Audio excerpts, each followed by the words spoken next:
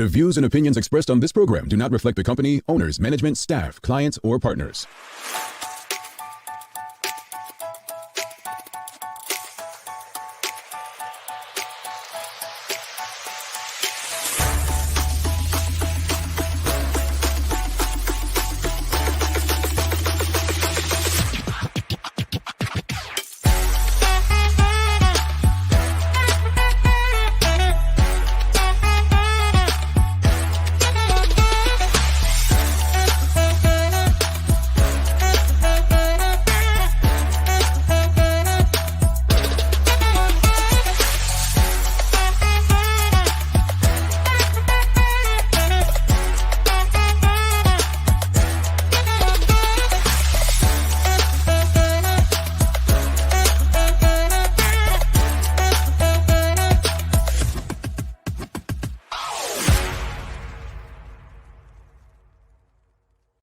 It's Tuesday, the 3rd day of August, 2021. Welcome to the Daily Hour, brought to you by Medical House One Communications and Lindo's. I'm Jamal Hartman, along with Michaela Ian, and of course, Leanna Lambert will be with us a bit later to bring you the latest in her news break.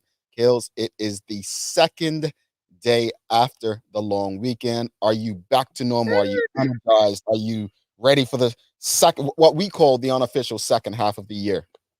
Listen, I'm tired. Okay. Tired, not tired, tired. I'm tired. You know what I done yesterday? What's that? I said, all right, sis, you did the most. Now you need to get back to the gym. So I went to the gym yesterday. Are you sore? Murdered my legs. And now I'm just like, what I'm doing. Like, don't let this fool you. This is strong. Strong. Okay. Ooh, we got some visitors this morning. She's a little sore, folks. She's a little sore. But don't worry. Hey, what they say that what was the saying? No pain, no Well, gain. they say no pain, no gain, but you know, yeah. I'll be all right. I'll be all right. You got this. You got this. Good morning to everyone, and thanks for making us part of your daily routine. Another good one today. We're supposed to have the president and captain of Somerset Cricket Club in the studio today. The daily play is a remember when, so Michaela is guessing the year. And folks, if you think we got her yesterday, I think we have today because I think we got Michaela figured out. You don't. She told us she doesn't do well with years. So True. I think we've got her today with a good one. I want to say as well, a happy belated birthday to my stepmom, Janice Otterbridge. She had a birthday on Sunday. So a big happy birthday to my stepmom, Janice Otterbridge. Yes. Give us some birthday punches. And Michaela, we have a lot to discuss. Obviously, another shooting in Bermuda that Leanna will go into detail in her news break, which is just crazy. A 73-year-old man I mean, I don't have the details, so I guess we can discuss further after we hear Leanna's news break. I am on vacation, right? As you all can see, I think this water sprinkler's going off now. Yeah, the water sprinkler's going off now. But it was making some noise earlier. So yesterday, I went to the beach, folks, and I shared a picture of this beach. And my dear sister Michaela, she says on my Facebook picture, she says, "You're not going swimming in that." And I'm like, "Come on, Kales, the water's brown. I can't, you know what I'm saying?" Listen. We all know I grew up in Massachusetts, right? And these lot would be like, "Oh, let's go to the beach." Me, I'm like, the what? Where we're going? And I remember one year, so we used to go to this camp, like this campground place, Camp Winnipeg. It was like an hour away, and it was a lake, or maybe it's called Lake Winnipeg. I can't remember. Camp Winnipeg, and there was a lake, and we would go every year, and I would be like, no thanks. One year I got pushed in. Oh, I thought I was gonna die. Couldn't see nothing. Everything was black and murky, and like, yeah.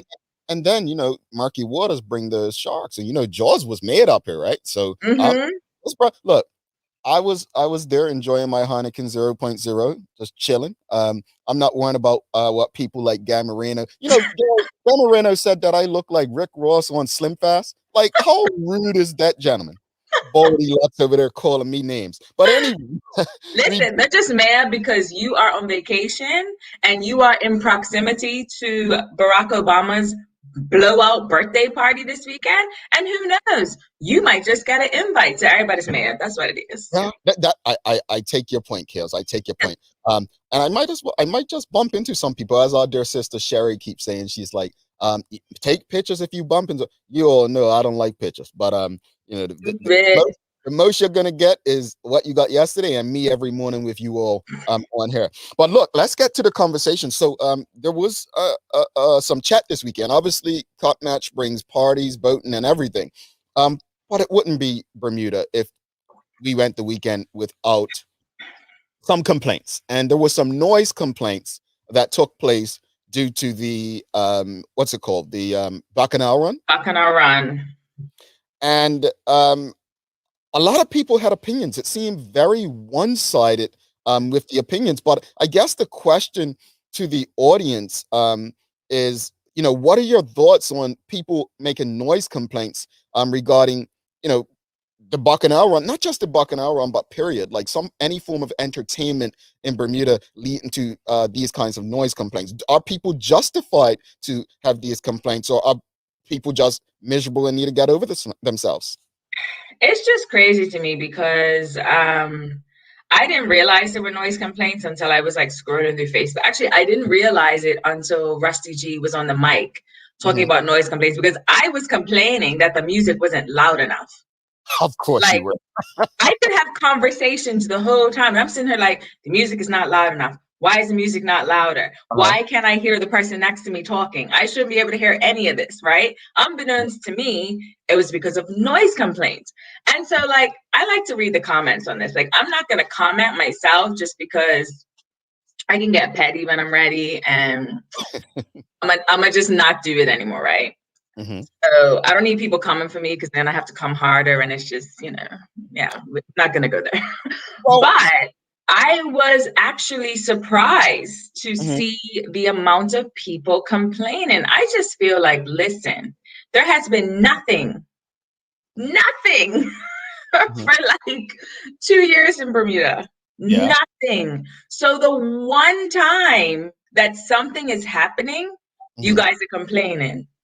I just thought that was crazy. And then you have people talking about, who on earth would get up at 3 o'clock in the morning to party? A lot of people. A lot of people. Like, it's a one-day thing. This has not happened probably since Carnival. Actually, no, Cup Match 2019, but Bacchanal Run was in the evening 2 years ago. It was just the evening one. It wasn't both. But I'm just sitting here and I'm just like, I just don't understand. People are always complaining about everything. It wouldn't be Bermuda, like you said, if people weren't complaining. But then at the same time, it's like, we want people to come here and we want stuff for them to do. But then when there is stuff to do, y'all just want to complain. Mind you, when rugby happens, it's all good. Yeah, it's interesting. Jackie Eve just wrote that. Let's talk about rugby classic. Listen. Okay. So let me play devil's advocate here. Let me play. It's going to be hard for me, folks. Go ahead. Let's go. So let's say the people who were complaining, it could have been their one night off from work, and they didn't know it was happening because they work so hard that they're not in tune with what's going on in the community. And they happen. Look, someone's outside playing loud music, and I'm trying to get rest. Let's say someone has a newborn baby. The baby's just from the hospital. Let's say someone's taking care of their elderly family member. All I'm trying to say here is, I do think it's petty. I'm going to be honest with you. I think it was almost shocking to me when I'm like, are people really complaining? And then I had to think, I'm like, what could justify a noise complaint? What could justify it? And I think it'll be so coincidental if any of those things that I just mentioned actually happen, Yeah, and this is the thing about it, right? The comment that I found that was the funniest to me was someone commented and they said something along the lines of, we were partying right by the governor's house and she didn't complain, so why are you? Let me call my nana and my aunt and my mother and just see if they were the complainants, because that is our neighborhood. But no, the governor probably wanted to get in, folks. You know, Listen, hey, she was at Cop Match. She sure was. she probably wanted to get in. She was up in the camp. Yes. Renee Sherilyn Simmons says it was loud, but I enjoyed it at 4:30 a.m. I just got my early morning exercise. Well, look, turn it. What you say last week, Kales? Turning lemons into lemonade. There you go. Into margaritas. Margaritas. Sorry. Kales, it's a margarita. I'm the lemonade guy. Sean Smith, Michaela. People have been complaining since I was a child at every annual event. They say it's nothing to do in Bermuda, then they make noise and something is happening. Exactly. Yeah.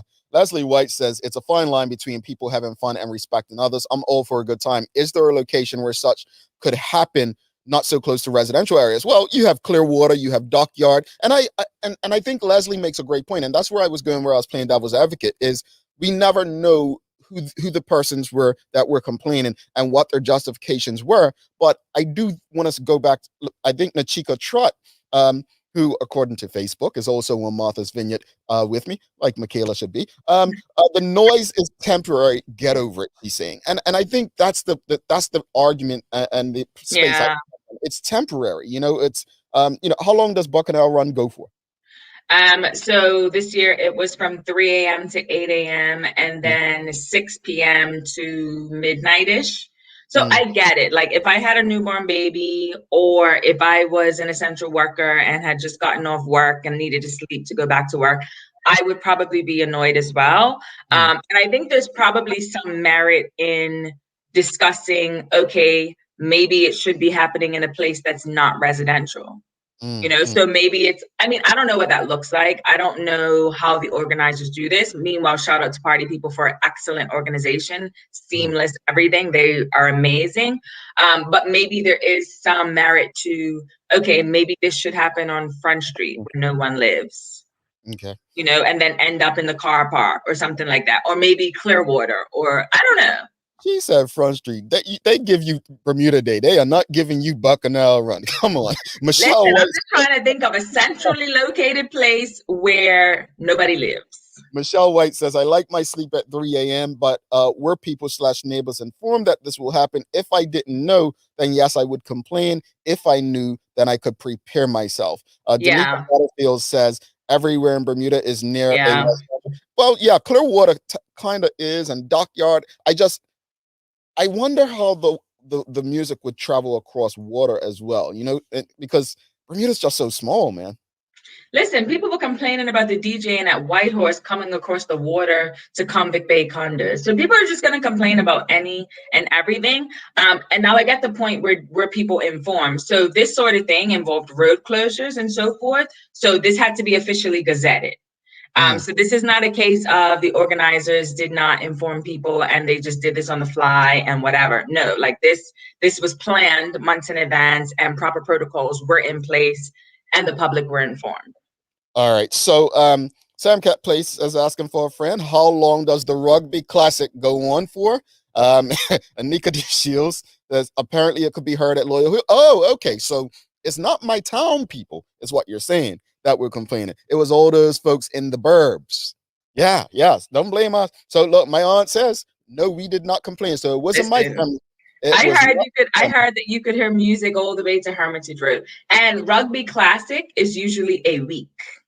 A week. And Bacchanal runs only a day.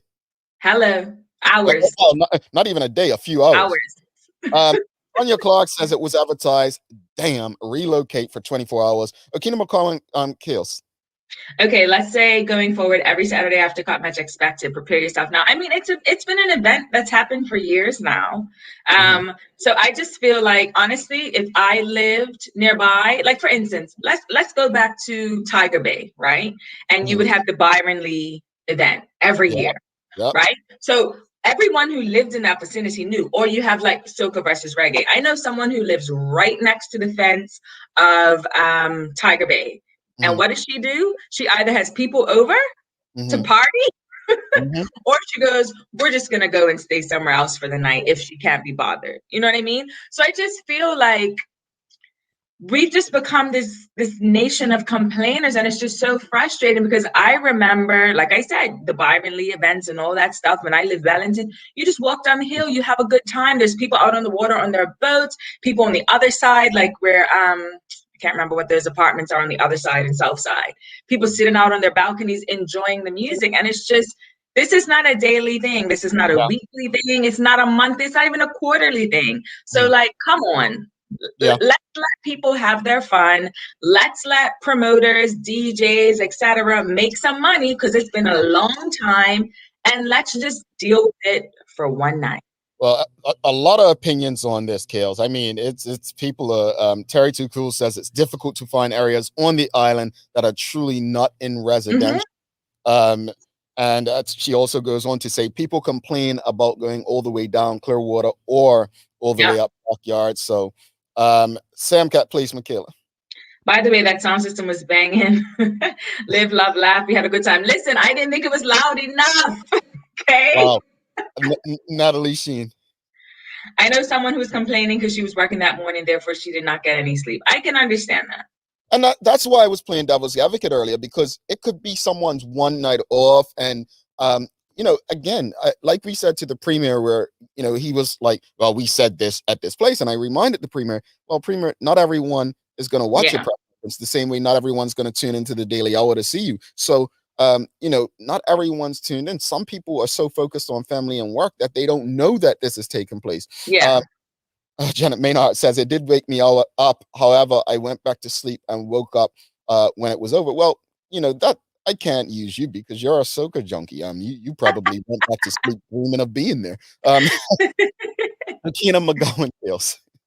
Maybe we should consult with the islands, Trinidad, Barbados, and Vincent on how the community deal with it. The community love it.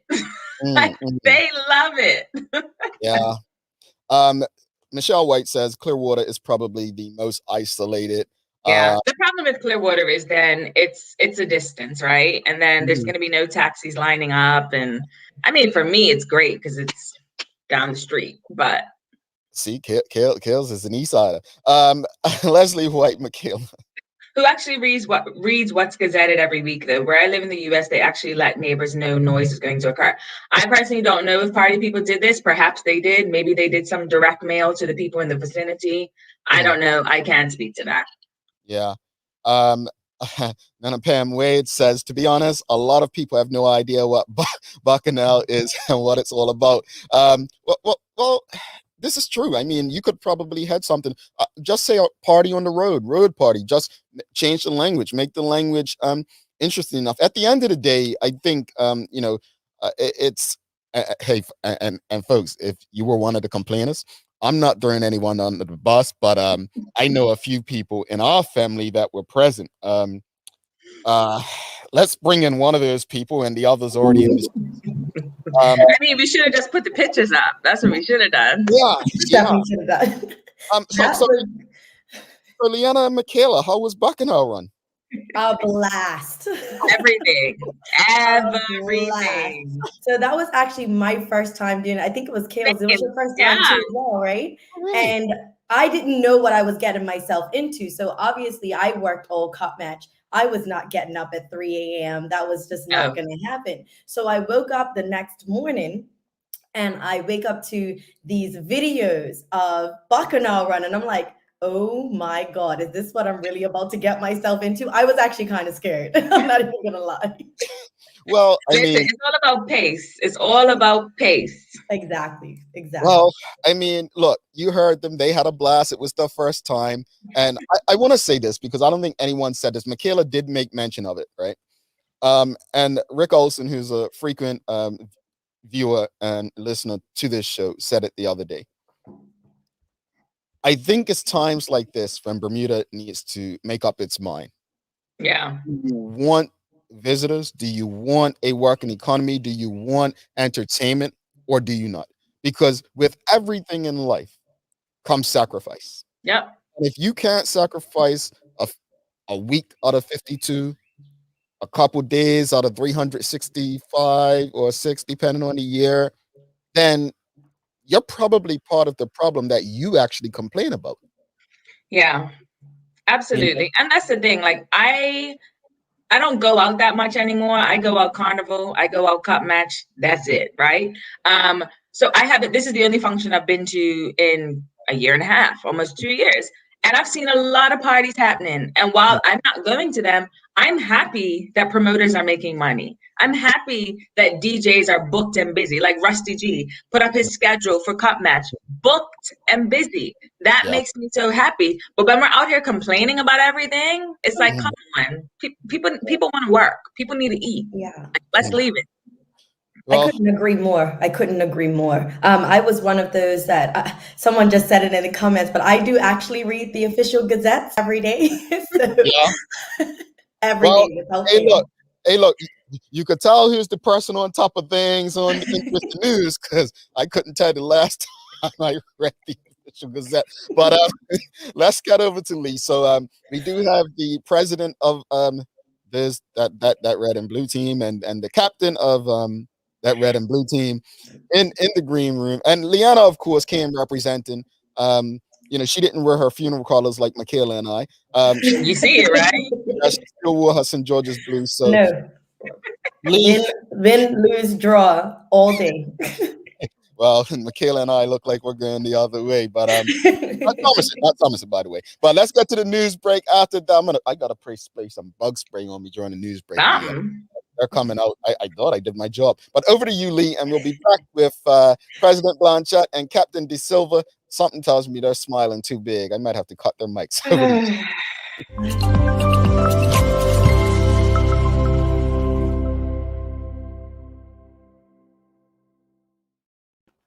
Thanks, Jamal and Michaela, and good morning to all of those that are tuned in with us this morning, both locally and abroad. I hope everyone is having a great start to their day. I'm Leanna Lambert, and it's time for our daily hour news break.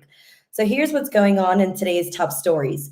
Yellow tape flooded parts of Court Street following a daylight shooting that left 2 men, including a senior, injured in a drive-by shooting yesterday afternoon. Now, the shooting took place just before 2 p.m. According to police, the conditions of the 2 men, believed to be a 31-year-old and a 73-year-old, remain unknown at this time. Now, Chief Inspector Peter Stableford of the Senior Serious Crime Unit said although there is speculation about whether the incident was gang-related, it was too soon to confirm or rule out. Police say that 2 persons in dark-colored clothing on a motorcycle came over Tills Hill, shot at 2 males near the side of the wall, and rode off. Mr. Stableford expressed disappointment in the lack of cooperation from the public, saying that people are not coming forward. He was speaking after a witness appeal was put forward following last week's shootings just blocks away. He urged anyone with any information to please say something. In other news, long-term residents will be able to apply for permanent residency in Bermuda in a major revamp of immigration regulations. The Minister of Labor, Jason Hayward, made the announcement at a press conference yesterday afternoon. Mr. Hayward was echoed by Curtis Dickinson, Minister of Finance, who claimed that long-term residents made a significant contribution to the economy, that the changes will affect a slew of resident non-Bermudians, including people who arrived in Bermuda at an early age and are normally resident in Bermuda, non-Bermudians who have continuously contributed to the community, a divorced or unwed parent of a Bermudian child, and children of first and second generation permanent resident certificate holders who have been ordinarily residents in Bermuda. And Mr. Hayward said that the new legislation will give long-term residents who had contributed to the island deserved some level of security to enable them to remain here. And more than 70 volunteers working with Bermuda's youth through the Mirrors program were recognized at an award ceremony. The volunteers were acknowledged at the Volunteer Appreciation and Award Ceremony hosted by Mirrors Alumni and Friends Association and Borrows and Legborn Limited at Masterworks last month. Minister of Youth, Culture, and Sport, Dr. Ernest Peace, attended the ceremony and acknowledged the hard work and dedication from the volunteers, saying, quote, "Thank you for caring and not just feeling or thinking about it, but doing something about it," end quote. For today's weather, we have a high near 86 and a low near 79 degrees. We can expect sunny periods with a few cloudy, bubbling up through the day. The settled summer weather continues under the influence of a Bermuda Azores high. Aside from the chance of an early and late shower around midweek, it will continue dry and mostly sunny. That's all for our daily hour news break. Let's head back to the studio with Jamal and Michaela for today's daily focus. As always, Lee, thanks again. And I know it actually disappoints you that you have to share such news during your news break. News definitely shouldn't have to be said every day or disappointing, or people. We've developed this thing where people think the news is a bad thing, and the news is not supposed to be a bad thing. The news is there to inform you. But I say that to say this, that I am on vacation and I had some spotty Wi-Fi and I tried to listen to the police press conference. And what I will say, and I hope we really get on this as a community, that the police are there to basically, after the crime happens, that's what they're there for, right? As a community, we've got to do better. It's gotten to the point where a shooting happens and we're not even talking about it 2 days later. We've become desensitized. I was just about to say the same thing. And it's actually quite disheartening, especially after a pretty good holiday, It was incident free, which I reported yesterday at the St. George's Cricket Club. And to just now be reporting on broad daylight shootings, which are continuously happening right now. Like, I remember the one down in St. George. I remember the one at Darrell's Wharf. And it's like, this is happening on a consistent basis. So I hope I don't have to bring any more of that sort of news, but it's the times we live in.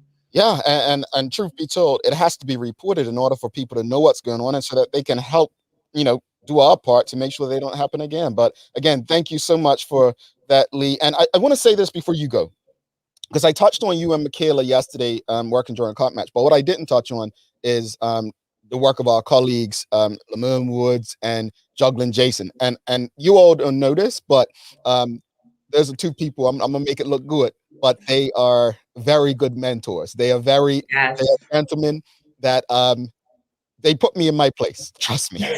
And I say this because they're very helpful to all of us, especially the three that you see before the screen right now. And although, some people probably weren't happy with this or that, the amount of work that those guys do cannot be stated. So props to, and I want to say this as well. One of the things that I really admire what Lamone and his team did, Amir, all of them out there, they brought Trevor Lindsay in on that. Oh, yeah. Right? They brought Trevor in as well. That's how we're supposed to be working, folks. Working together. Absolutely. Yes. That Trevor did all my. Trevor was my cameraman when I was out, and it was just like, oh, I love this. No, like this, and again, like this is what hot match. When we spoke about keeping the energy like that year round, this is what it should be. Like we have the president on and the captain in a few minutes, but this is what I want folks to understand. We just spoke about shootings in Bermuda. We have to all work together as a community for us to succeed. So props to everyone. Of course, my sister's here, and Lee, we'll let you go. You're probably like, okay, my time's up, Jamal.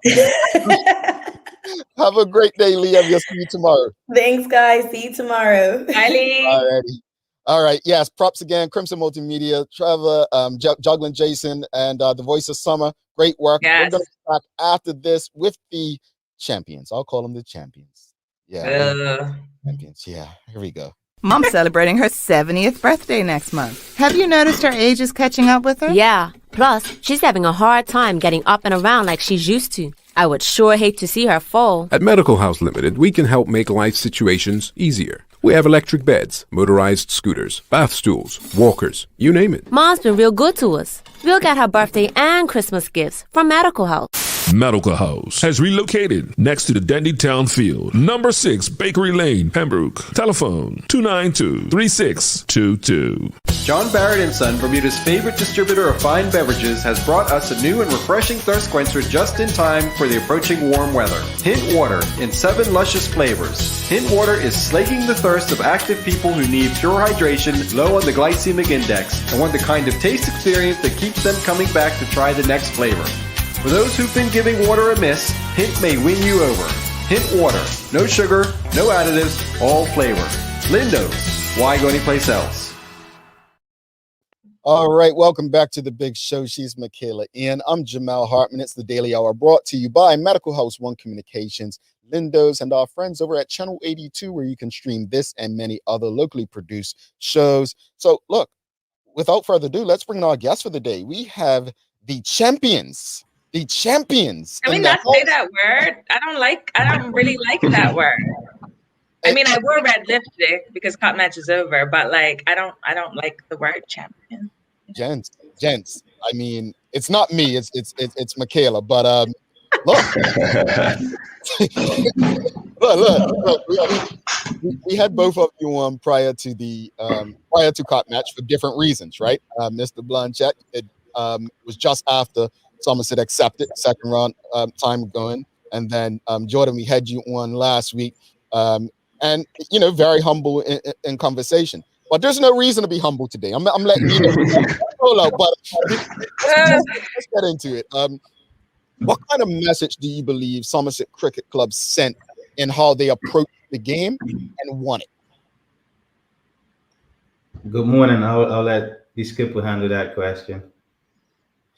Good morning, guys. I think it was just a matter of proving why we're champions, to be honest with you. It was just a matter of we got called out, after making a decision. We U-turned on our decision, and then we went out there and proved why. I think I was more impressed, with the fact that we were man down. Obviously, I was the man down. So that made me more proud as a captain, to see the rest of the team, step up, tearing to take over the reins of the team. And like someone said yesterday, it was the team didn't miss me, and that felt good to see that, that the team was able to go out there and get the job done. So how does it feel to have one Cup match after originally deciding not to participate? Oh, that's got to be for you, Blanche. I mean, it always feels good to win Cup match. Before being president, I'm a fan of Cup match. I'm a fan of Somerset. I was a little boy who used to run on the field. So, all that other stuff aside, it's always a great feeling to get one over on St. George's. I grew up in an era where St. George's dominated Cup match. So we're definitely enjoying this time up here in Somerset. All right, I'll take it. I just want to remind you that you said you grew up in an era where St. George's dominated. Somerset do have more Cup match wins. Oh. It's just twisting his knife today. All right, so tell us, what was the strategy going into the match? Well, we ended up losing the toss, so our strategy we thought was going to go out the window because our strategy was actually to bowl first. So when they won the toss and said they were going to bet, I actually asked them again. I said, "You guys said you're going to bet?" He said, "Yeah." I said, "All right, cool." So we ended up doing what we wanted to do. Our original plan was maybe to bet first as well, but it was a lot of rain around that morning. So we sort of flip-flop. We had the radar out all morning at breakfast. We had it out at the field warm-up, and we decided that we would have bowled first. So in the end, we ended up doing what we wanted, which was to get them out as quickly as possible. In the end, they declared, and for us, we thought they declared prematurely. But I guess with the game plans were we didn't want to be betting anymore at this time. So once they declared a 150 for 8, we were confident that took one result out of the equation, and that was the St. George's victory. And that's just being honest. We felt once they declared a 150, we didn't feel that they were going to win. And then by the end of the first day, I think we were only 10 runs or so behind, only 1 wicket down. So at that point, it's about the next morning building onto whatever we had started on the first day, and that's eventually how it played out. Yeah, I will say, as a St. George's fan, that was very frustrating.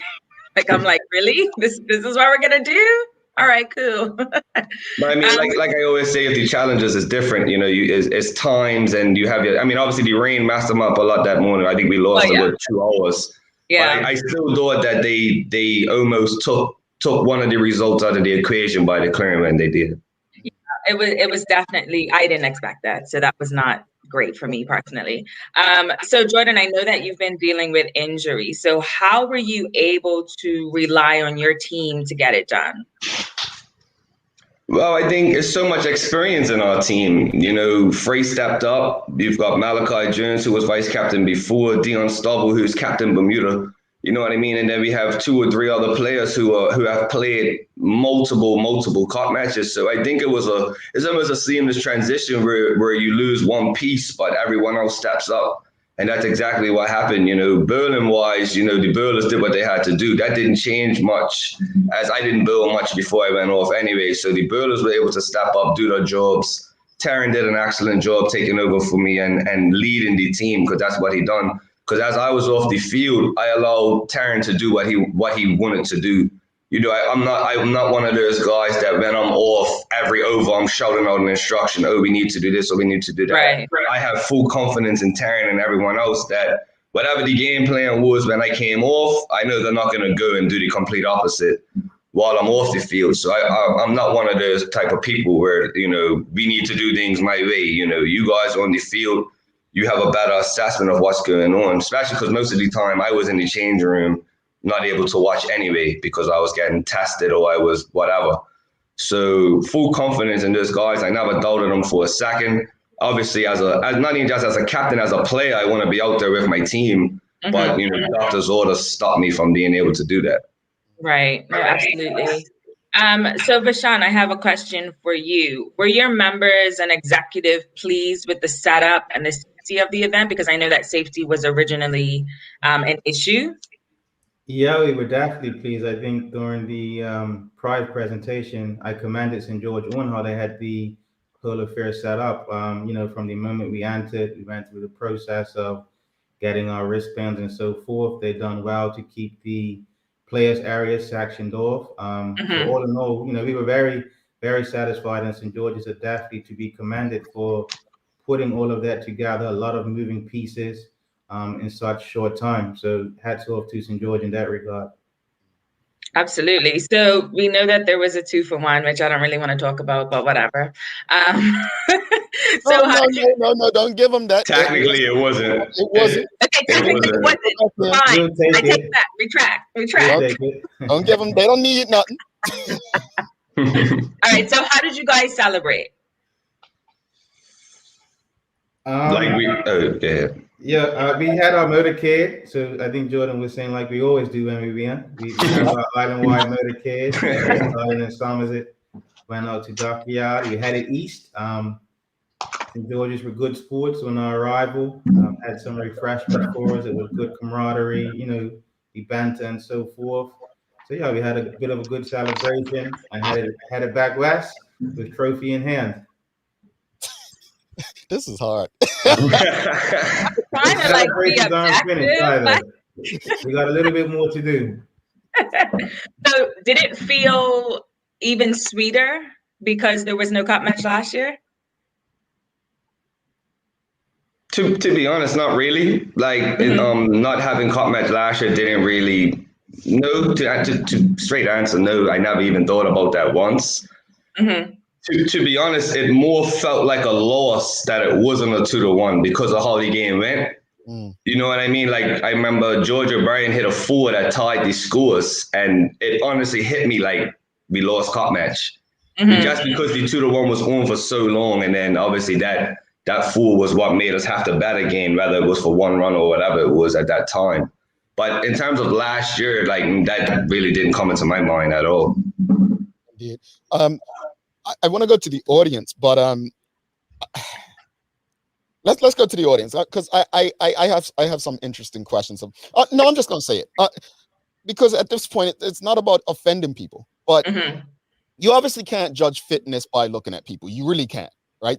If you look at the Olympics, there's different levels of fitness. But when there was a lot said in terms of players being fit to actually play, there hadn't been any cricket and so on. But if we looked at the teams, you know, just look-wise, and the way they play it, the way they build, the way they bet it, yes, mentality is everything. But would you agree, and be honest, would you agree that Somerset just seemed more mentally prepared and fit for this occasion? Well, I wouldn't take the fit route only because I would be contradicting that because I spent 3/4 of the time off the field, even though that was more health wise than physical wise. I still wouldn't really give an opinion on how I felt St. George's looked fitness wise, only because I mean you could have guys that might look like they're unfit, you know what I mean? But I don't really think that played as much as a part as people might think. You know, the first day we were off the field so often, it wasn't that hot, you know what I mean? Well, for most of the day, especially in the afternoon. So that's not really something that I would comment on, you know, only because I really don't know. And because, like you said, for some people might look unfit and they're fitter than they look. And then you have people that are on the flip side of that. You know what I mean? Like, so to me, a lot of people might have looked at me and said that I looked ready, but in the end, I wasn't. You know what I mean? So I don't think I'm in a position to really really give an opinion on that. Yeah, I just saw various comments about fitness, and I'm like, and again, you really can't judge fitness based on, you know, the look, but I just wondered if it was something that you guys saw. Okay, if we keep them out there long enough, they're not going to be able to and so on. I don't know what the strategies were, but Dexter Smith has a question. I believe it's a question. Explain the kerfuffle around the Terran Frey dismissal. Okay, well, I personally didn't see it, but I was explaining the whole thing. What happened was when Justin bowled to him, he had some tape on his wrist that fell off as he bowled the ball. No, and in those circumstances, that ball should have been called dead. If the umpire would have seen the tape, the ball should have been called dead. So what happened was Terran was explaining his case as he was walking off the field. But when he got to the boundary, the coaches must have asked him what happened. So when he told them what happened, they must have told him, well, go let the umpire know because that shouldn't be out. Like basically saying, obviously the umpire isn't aware of what happened, so go back and tell him. And because Terran didn't leave the field yet, he technically isn't out yet. Well, he was out because he was given out, but because he didn't leave the field of play, he was still able to contest the decision. And obviously what he said once he got out there is obviously unknown to me and what actually caused the reaction afterwards. But that was what happened. He felt that the ball should have been dead because a piece of tape came off the bowler's arm as he bowled the ball. And the tape was actually still sitting in the middle of the wicket. So I think that was the point he was trying to make. But what set off everything else, I can't really tell you because I wasn't out there. But that was the original issue, that he felt that the ball should have been dead because something came off the bowler's arm as they bowled. All right. So that was actually one of the things that I actually missed, right? And I think that was the first day, if I'm not mistaken. Yeah, the first day. And that was one of the few things I missed on the first day. But you had a lot of people just through social media saying this is bad for the game. This is not a good look. From your position as president, Blanchette, I don't know if you saw it or not, but when you see people commenting like this, and you've said it on numerous occasions when you've been on one of our shows, you've said cricket is the gentleman's game, right? What do you say in times like this to people who feel like, no, this is not what we should be doing, especially what's going on in our society? I mean, I would agree the optics of what transpired didn't look good, but you know, up in Somerset and I think Island Wide, we know the character of Terran Frey, and he's a very genuine guy. So I think he was within grounds to have a discussion with the umpire with regard to the decision. But again, agreeably, the optics of the situation and then the bit of push and shove that transpired wasn't necessarily a good endorsement for cricket. But you know, that matter was handled. The team had a meeting on the first night. Certain persons put their hand up and we moved forward. Okay. And that's the way to do it. It was addressed, you move forward. Karen Edwards Simmons, I believe she's on Team St. George's as well, thankfully. She said, question, was the Somerset team compromised of national or professional players? Just national players. None of us are professionals. Not that I know of, at least. Just professional in our mentality. Yeah, that's that, yeah. But for clarification, I do think people believe that Kamal Levrock is professional. I think I don't know if that's what she's referring to. Can you clarify that for people who may think that? His situation is not like Dowry's. He might be more on on a pay as you play type thing in terms of the circles he plays in. Mm-hmm. Is he a full on professional cricketer? No, he's not. Mm-hmm. Well, contract wise, the professional cricketers wouldn't be able to come back and play cup match, correct? Like they would need special permission for it. I know Del Rey needed permission to play for Bermuda a couple years back when Bermuda hosted that tournament. So yeah, it's definitely not straightforward where you just say, yeah, I'm going back to play cup match and that's it. Pretty sure there's things he would have to go through. Yeah. Okay. Michaela, I'm sorry. I think you have another question. Sorry. Yeah, because you just totally hijacked. Yeah. Sorry. So when do you guys start preparing for next year? Because I feel like everybody's ready for us to go like full back to normal. Because I enjoyed cup match. I had a great time, but I would like normal cup match next year. So when do you start? Cup match preparations, like it never stops, to be honest. We're already having talks about what we can do for next year, how we can make the event better. It will be the 120th anniversary. Yes. Next year will mark 4 years since cup match was at the home of the champion. So it's a lot of little nuances and things that we're trying to add. And we really get into gear come January. It's full steam right through to July, August. All right. And on that note, cup match next year, you said it's the 120th anniversary. Yeah. Anything in mind of how you're going to honor it at this point, or is it too far away?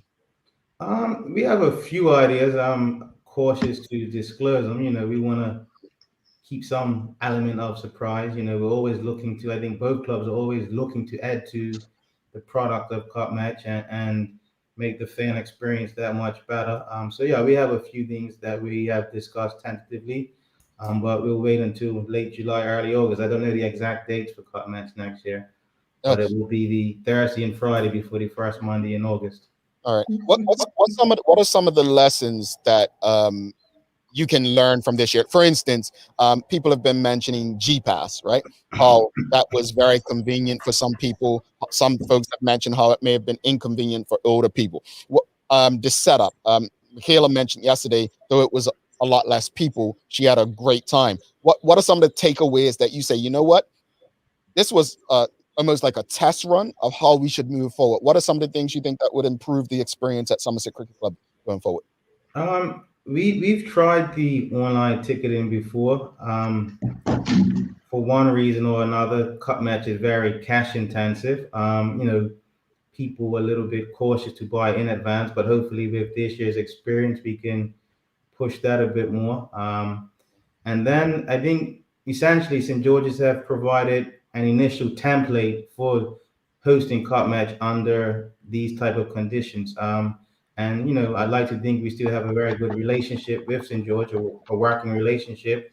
So for sure, during our meetings in the lead up to next year's event, we'll have dialogue with them and get a debrief of what worked well, what didn't from their perspective, and build on what they've done essentially.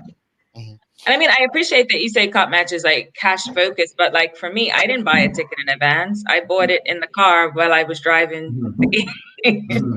So it was easy, right? Like super easy. Pull it up on my phone, done. How did it work? Because I didn't really buy much food or anything down there. Food and everything was cash. The vendors tend to take cash. That was cash. But there were, I think, sensational. all those bits and pieces. That was all cash, but I think there was one food vendor, one or two that did take cards. And as a person who doesn't have cash ever, that was very convenient. Well, it seems like a success all around. Again, props to St. George's, the TV coverage, Crimson Multimedia, making it happen. There were concerns that it won't be shown for a while. And because there were, so little people that were going to be allowed, it was definitely great that it was shown. And looks like people around the world enjoyed it. Jordan, what does your future look like as Somerset captain? Are you looking like, you know what, I missed this year, I didn't get to perform, I can't wait to get back next year? What does the future look like for you? That's it right there, to be honest with you. Like, I felt like I missed this cup match. I was able to bat a little bit, I was able to be in the field Thursday, but that's honestly how I feel, that like this was a missed year for me. You know what I mean? So I think next year, expecting, things to be opened up and expecting to be able to have more of a full normal cup match, I'm definitely looking forward to that. I mean, whether I'm captain or not, that's a question for the other person in this conversation, because that's more his decision. But in terms of what my intentions are, I fully intend to still do the job. I still feel like the right man for it, and I fully expect to be ready next year. But yeah, like what you said is it. I feel like I missed one this year, and I'm hungry to get back. All right. One last question for the audience. It's pretty long, so it probably won't go up on the screen. I'm coming from Dexter Smith. He says, for the president, when will clubs allow for the appointment of umpires to be independent? As it stands now, the umpires report to the clubs, which means periods of indiscipline, of which there are many this year. Just explain what some of them, maybe I should keep reading, can easily be swept under the carpet. The freight incident where players were manhandled was the worst, with the TV coverage cowardly going off air. But there were several instances of dissent when players stood their ground after being given out, at least level 1 offenses, at least, he says again. Any response to that? I will throw something in there. I know the question was addressed to Vashun, but the players involved in the freight incident were handed out charges. The umpires informed me Thursday evening. The other individual incidents with players showing dissent and stuff, I don't know, but the freight incident did get dealt with by the umpires. Okay. Any response to him, Blanche? I mean, I'll just echo what Jordan said. It was a bit of a mouthful of a question. But, to my knowledge, the players were dealt with. They were reprimanded. The umpires had some talks.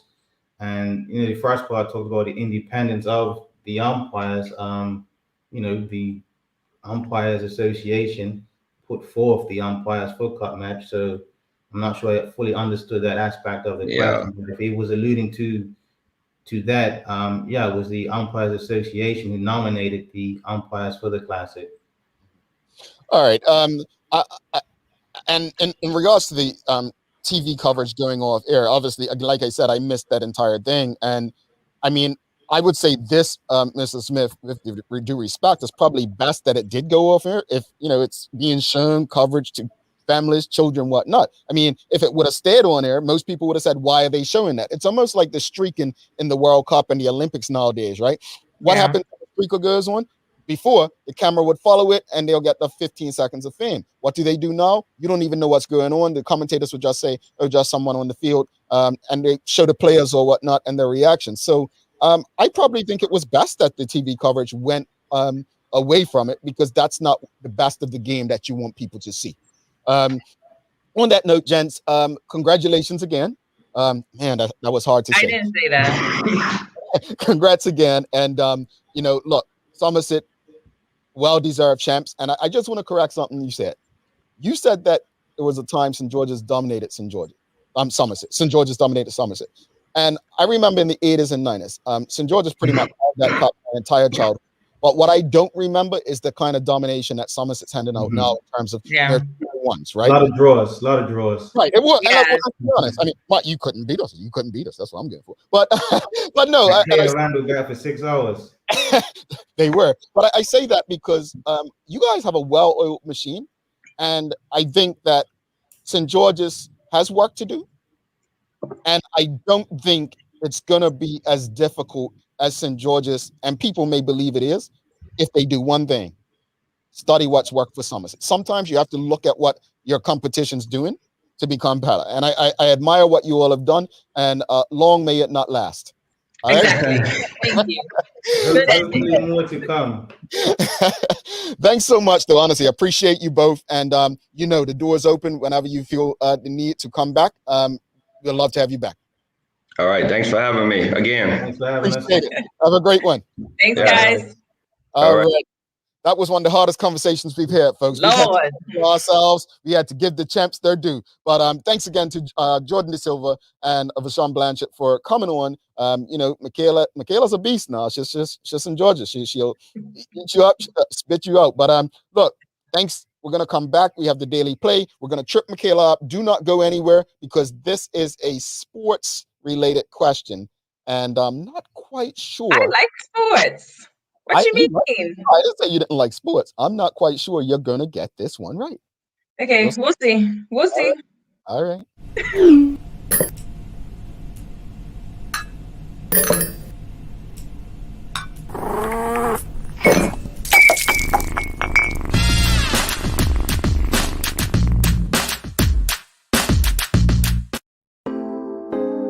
Same smooth sounds, different name.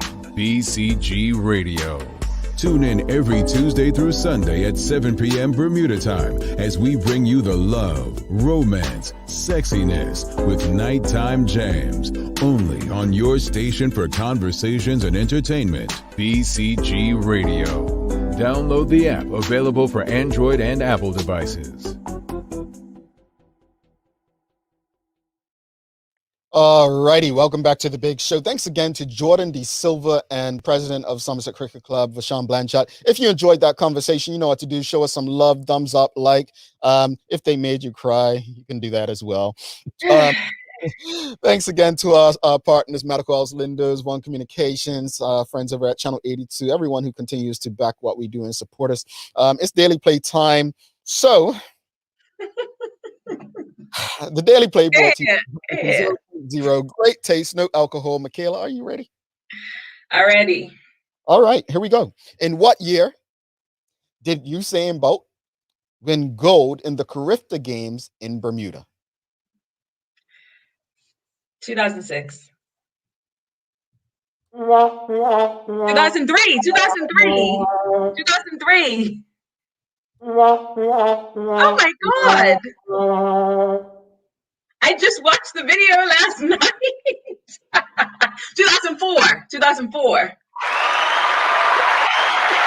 Literally just watched it last night. Raquel Wainwright said it. I think she might have got it before you, but yeah. I knew it wasn't that far before the Olympics, but I'm like, wait a second, sis, you just watched the video last night. Yes, Usain Bolt did win gold in Bermuda at the Carifta Games. He won gold in the 200 meters. He also won a couple of relay golds as well in the 4x100 and 4x400. Yeah. Look, man, I think he's a great example. He was performing 4 years before his Olympic gold. He was in Bermuda representing. So there's no telling how far you can go regardless of where you start, folks. Seriously. Absolutely. Final thoughts on today's show, Kels? I loved when we talked about the media and how it worked so well at Cup Match. I'm a big fan of collab over compete.